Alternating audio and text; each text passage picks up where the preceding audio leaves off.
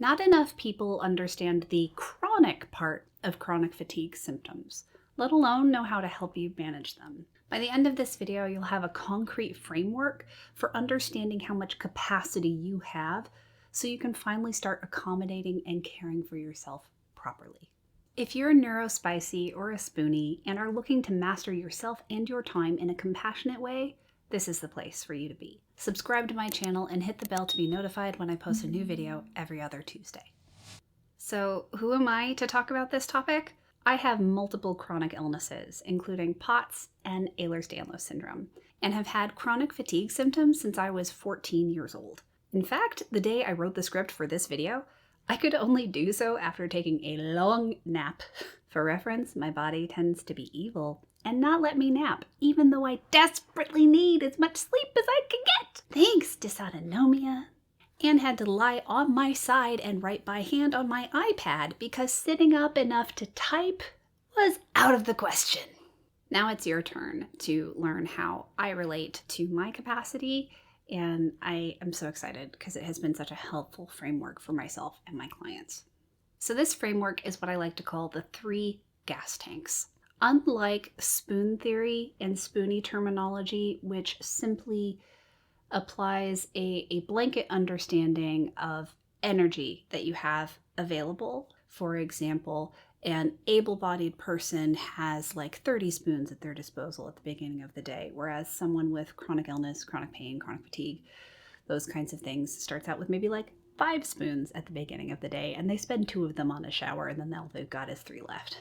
That can be a really helpful model to understand the distinction between able-bodied capacity versus disabled body capacity. I have found, however, that being more granular about the energy available to me, and my clients have found this as well, has been so helpful. I break energy and capacity down into 3 different gas tanks. If you were a car, you've got 3 different gas tanks, and each one has a different type of fuel. The first gas tank is the physical gas tank. How much energy do you have to accomplish physical tasks? The second gas tank is the cognitive gas tank. How much energy do you have available to you to accomplish cognitive tasks? And this is a really important gas tank for those of us who have mental illness and or neurodivergence. Then the last gas tank is the emotional gas tank. How much capacity do you have to experience emotional things and or perform emotional labor? This is another gas tank that is so important for those of us with neurodivergence and or a history of trauma or mental health issues. Being able to distinguish between these 3 different gas tanks is so helpful. What I do with my clients inside of my program, the Action Navigator, is every day in our private Discord community, I invite them all to check in. And checking in means 2 things. 1, checking in with your gas tanks, and you actually share how full or not full your gas tanks are. And then the next step is to share which of the Discord channels you're going to participate in that day to care for yourself and accomplish the things you want and or need to accomplish. But that first part, remembering to check in with your gas tanks at the beginning and end of every day, can be so amazing because you start to see much more nuanced patterns in how your capacity changes over time and what contributes to you having more capacity versus what contributes to you having less capacity. So if we break this down by gas tank, I usually use 1 emoji, 2 emojis, or 3 emojis for a gas tank, and I use the fuel pump if it's completely empty, because some days you wake up and a gas tank just ain't there, and that's fine. But if I have just like 1 battery emoji today, that means it's going to be mostly a sofa day. I'm not going to be doing much, but besides my bare minimum physical movement to like go to the bathroom, make myself breakfast, do my 1 chore in the morning. That's about it. But if I have 2 in my tank, that means I have more availability to do physical stuff. And I might do a VR game. I might do more chores. My life is pretty boring on the physical front right now. Mainly, I try to save my physical spoons so I can go out dancing if and when I feel safe. Cognitively, it's the difference between, okay, all I can do today is basic administrative tasks. in my business versus having 2 or 3 brain emojis in my gas tank. That's when I can do my best coaching work with my clients, and that's when I can do my best content creation for this business. If I'm on a low brain day, it makes it so much harder for me to do cognitively intense work. And then emotionally, this one I find really invaluable. It's like, do I have the capacity emotionally to be triggered? So as someone who has a lot of trauma, I get easily triggered a lot. And I also get overstimulated really easily, which is also related to the cognitive gas tank. But if I'm really low on gas in my emotional tank, that's going to dictate how I behave socially that day. It will dictate who I feel capable of talking to. It will dictate what media I am capable of consuming. And it makes it so much easier to maintain boundaries to protect myself and care for myself when I'm really aware of how much capacity I have for handling harder things. And so that's why the emotional gas tank and by proxy, the cognitive gas tank can be so important to understand. So this leads me to my next really important point. These 3 gas tanks are not mutually exclusive and they affect each other. For example, if you are someone who feels really good after spending an afternoon with your best friend, that is often the kind of experience where you feel like you have more physical energy afterwards than you did before.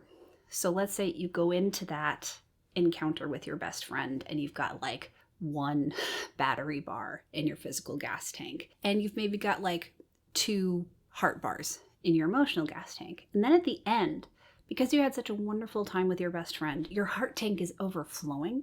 You feel so rejuvenated emotionally that capacity tends to spill over into the physical gas tank, right? And then for those of us who experience social encounters differently, we find social encounters draining. We may have gone into a social encounter with a fair amount of physical energy and enough emotional energy to handle that encounter. But afterwards, we may feel completely drained. So draining out the emotional gas tank, it keeps going and it pulls from the physical gas tank too. So understanding how your 3 gas tanks relate to each other can be transformative. It suddenly gives you more control over getting some precious spoons back. And that's what we're going to talk about next. Now that you understand the concept of the 3 gas tanks, comment below and tell me if you had an aha moment about how your gas tanks tend to relate to each other. Go ahead and just type aha in the comments. When coaching my clients, I often talk about the idea that awareness and understanding must come before problem solving and action. Now that you have an understanding of the 3 gas tanks, you're well on your way to having the awareness and understanding part down. I definitely recommend keeping the 3 gas tanks top of mind for the next few days or weeks in order to come to a deeper understanding of how your gas tanks tend to behave and relate to one another. That being said, this framework can provide ahas years from now too, so don't just do it for a couple of weeks. At last, we have arrived at the point of this video, how to manage your energy as someone with chronic fatigue symptoms. Because getting medical support to improve your symptoms is incredibly difficult to access for so many of us, and even if we do have the privilege of that access, it doesn't mean that the medical solutions even exist for our conditions yet. I want to highlight the things in your life that you do have personal control over so you can start improving your quality of life right now. How do we do that? Accommodate, accommodate, accommodate. By discovering where we're spending more gas from our tanks than we need to, or spoons for those of you who love spoony terminology, we can have more gas available to us to spend on things that are difficult or impossible to change, but are still important and meaningful to us. For example, in my special interest hobby life, I'm a West Coast swing dancer and instructor. It's a spoon-heavy activity, but it means so much to me, and I refuse to give it up. I save as many spoons as I can elsewhere in my life so I can spend them on dancing. So how do we save spoons in the first place? We accommodate ourselves to make certain activities less taxing. Here's a quick workflow for determining how best to accommodate yourself. 1. Decide which activities in your life tax you the most. 2. For each activity, which gas tanks get drained the most. 3. For each activity, how can you change, adapt, or accommodate yourself to spend less gas from that tank? For inspiration, here are some of my and my clients' favorite accommodations. Sit down as much as possible. Working from bed or on the floor instead of sitting at a desk is transformational for me.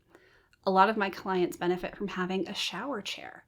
You can sit down while brushing your teeth. And by the way, you can watch TikTok while brushing your teeth. I do that and I love it. You can sit down while doing the dishes.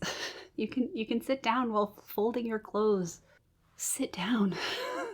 Other accommodations include noise-canceling headphones, noise-blocking earplugs such as the Loop brand earplugs. I love mine. Using a grocery delivery service like Instacart. Having a meal box delivery service such as HelloFresh.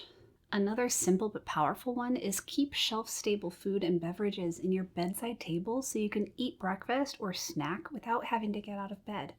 Not all accommodations involve a financial investment.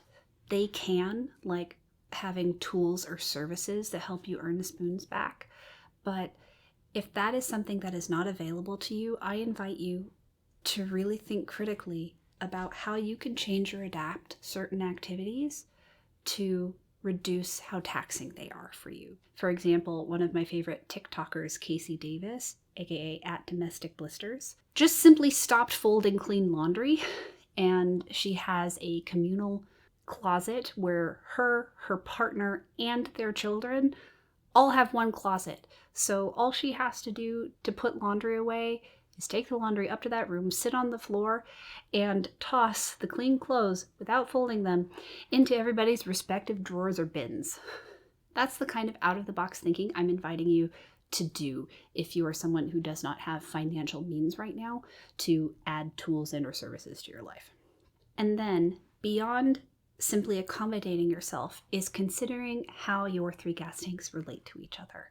Like the example I was giving earlier, if you are someone who benefits so much from socializing with a good friend that it overflows into your physical gas tank, that's something you can take advantage of. If you are in a rut, if you're burned out, if you could really use some more spoons in your physical gas tank, arrange a time to hang out with your best friend, and you'll come out of that with more physical energy than you went into it.